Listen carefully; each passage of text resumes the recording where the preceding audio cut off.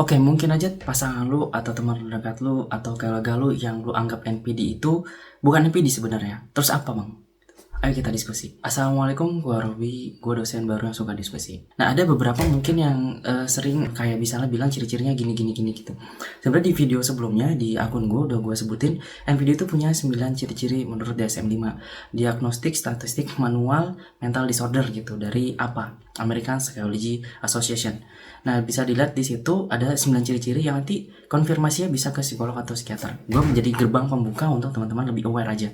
Nah, pertama, mungkin pasangan atau orang yang diduga NPD menurut teman-teman itu bukan NPD teman-teman, tapi emotional questionnya aja yang rendah gitu. Rendahnya gimana, Bang? Emotional question yang rendah tuh gimana? Yang pertama adalah dia nggak bisa kontrol emosinya, baperan, overreact, gampang marah-marah, gampang tersinggung. Itu dia emotional questionnya itu rendah. Itu yang pertama. Oke, ciri-ciri kedua orang dengan emotional question yang rendah. Yang kedua adalah nggak adanya empati gitu. Jadi teman-teman mungkin hampir sama dengan NPD, tapi orang-orang dengan emotional question rendah atau bahkan orang NPD itu punya emotional question yang rendah, dia tuh nggak ada empati teman-teman.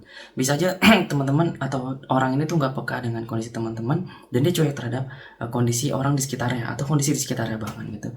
Dan misalnya teman-teman sedih, terus dia tiba-tiba tuh bilang gampang dengan gampangnya gitu ya, udah lo nggak usah sedih gitu dong, dilupain aja gitu, gampang gitu. Padahal dia nggak tahu bahwa apa yang dia jelaskan tadi atau dia sampaikan tadi itu nggak membantu teman-teman sama sekali gitu. Dan bahkan dia nggak sadar bahwa apa yang disampaikan itu nggak ngebantu gitu. Oke, ciri berikutnya adalah menyangkal emosi, denial gitu. Misal dia lagi sedih, lagi marah tuh nyangkal, enggak gue nggak sedih kok gitu. Lagi marah, enggak gue biasa aja, emang karakter gue gini. Itu emosional questionnya tuh rendah. Dia tuh sulit memahami apa yang dia rasakan saat ini gitu. Bahkan dia sulit memahami kondisinya tuh seperti apa sih gitu. Jadi dia ngerasa kuat gitu.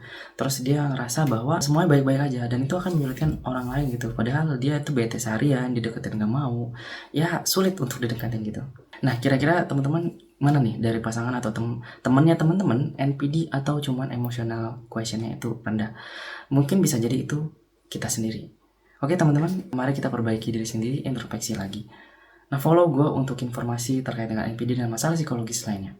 Oke, ciri berikutnya adalah nggak bisa menempatkan diri dalam suatu lingkungan sosial dan komunikasinya buruk banget. Jadi misalnya dia tuh dalam suatu lingkungan sosial, dia nggak tahu nih bercandaan yang dark, bercandaan yang menyinggung, dia nggak tahu, dia asal lempar aja gitu. Nah, dia juga nggak tahu bahwa orang lain tersinggung. Nanti dia akan bilang, lu baperan banget sih. Balik lagi nomor 2 tadi ya, empatinya kurang. Nah gitu. Nah mungkin ini yang membedakan emotional question rendah dan juga NPD gitu. NPD itu sangat bisa membaca situasi dan tidak pengen namanya jelek di luar. Dia sangat mempertimbangkan segala situasi fenomena di lingkungan sosial. Tiga, orang dengan IQ rendah adalah defensif. Dia tuh nggak mau dikritik, bahkan kalau dikritik dia ngerasa diserang, dan bahkan kalau diserang dia nggak ada introspeksi dirinya sama sekali. Jadi dia akan ngerasa bener banget. Dari ciri-ciri dia ini mirip banget kan dengan NPD gitu.